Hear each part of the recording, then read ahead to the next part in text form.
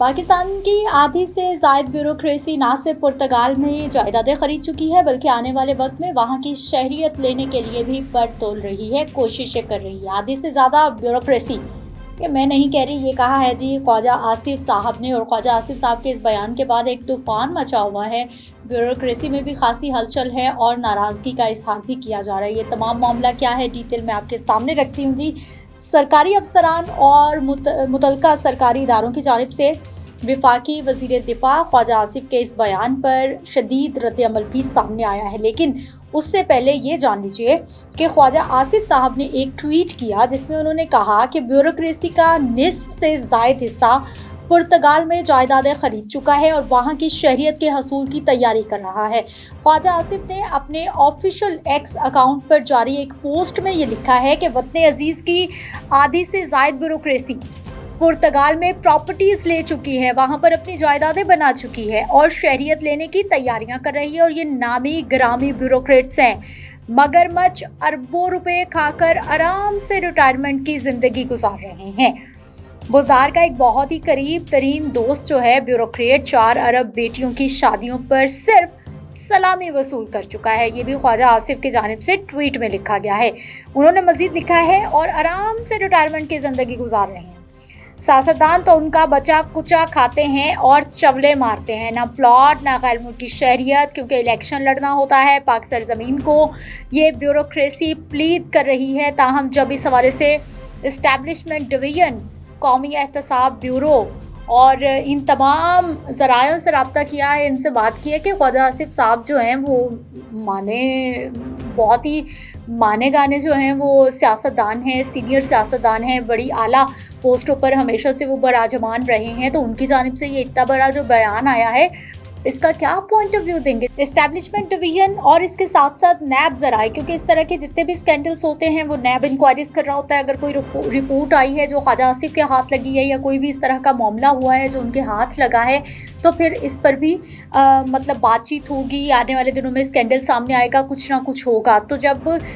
पता लगाने की कोशिश की गई है नैब की जानिब से या फिर इस्टेब्लिशमेंट डिवीजन की जानिब से, उन्होंने तो बरमला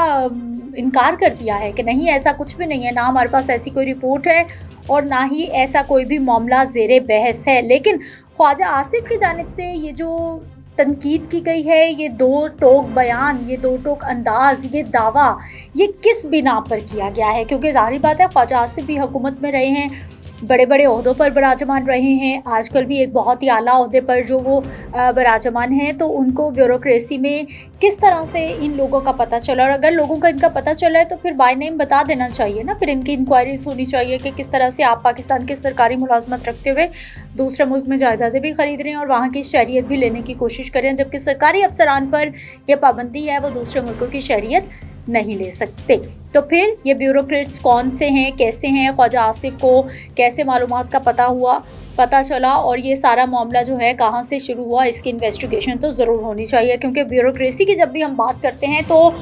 गवर्नमेंट और ब्यूरोक्रेसी जब तक आपस में चलते रहेंगे चीज़ें ठीक रहेंगी। हाँ, अक्सर हमारे सियासतदान ये भी इल्ज़ाम लगाते रहे हैं कि ब्यूरोक्रेसी हमको काम नहीं करने देती, अफसरशाही हमें काम नहीं करने देते, और उधर से ब्यूरोक्रेट्स जो हैं वो इल्ज़ाम लगा रहे होते हैं कि ये जो MNA MPS हैं या फिर ये हुकूमती लोग हैं, ये सियासतदान हैं, इनका बहुत ज़्यादा असर व रसूख होता है, इनके ही काम नहीं ख़त्म होते, इनके ही फ़ोन कॉल्स नहीं शुरू होते। ये कहते हैं कि हमें पूरा प्रोटोकॉल दिया जाए। ये इस तरह की जो खींचातानी है ये ब्यूरोक्रेट्स के दरमियान और सियासतदानों के दरमियान ये तो चलती ही रहती है। लेकिन ये वाकई बहुत बड़ा मामला है कि अगर पुर्तगाल में वो कौन कौन से ऐसे ब्यूरोक्रेट्स हैं जिन्होंने वहाँ पर जायदादें ख़रीद ली है, शहरियत लेने की कोशिश की जा रही है, रिटायरमेंट के बाद आसानी से वहाँ पर ज़िंदगी गुजारी जाएगी, उन तमाम के नाम अगर ख्वाजा आसिफ साहब को पता है तो यकीनी तौर पर उनको सामने लाने चाहिए। क्योंकि हमारे इदारों के जो बड़े हैं, गवर्नमेंट इदारों के, जिनको हम ब्यूरोक्रेट्स कहते हैं, उनके बारे में अगर बात करें तो कई ऐसे स्कैंडल माजी में भी सामने आते रहे हैं कि उन्होंने अपने जो हैं वो पोजीशन का इस्तेमाल किया है, अपने जो उनके पास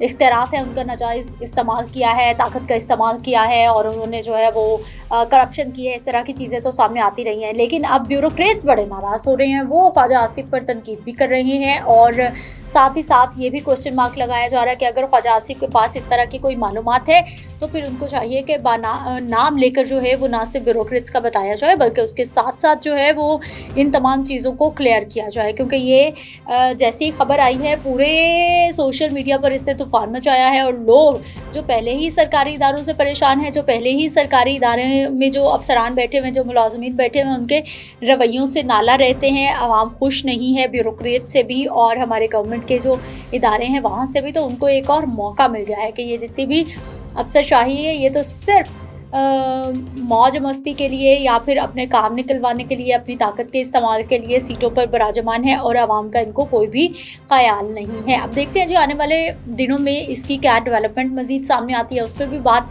ज़रूर करेंगे कि ख्वाजा आसिफ के इस बयान को किस तरह से आने वाले वक्त में जस्टिफाई ख्वाजा आसिफ करेंगे और किस तरह से ब्यूरोक्रेट्स मज़ीद जो है वो इस पर रद्द-ए-अमल ज़ाहिर करेंगे या फिर गवर्नमेंट की जानिब से इस पर क्या पॉइंट ऑफ व्यू सामने आता है, ये आने वाला वक्त बताएगा।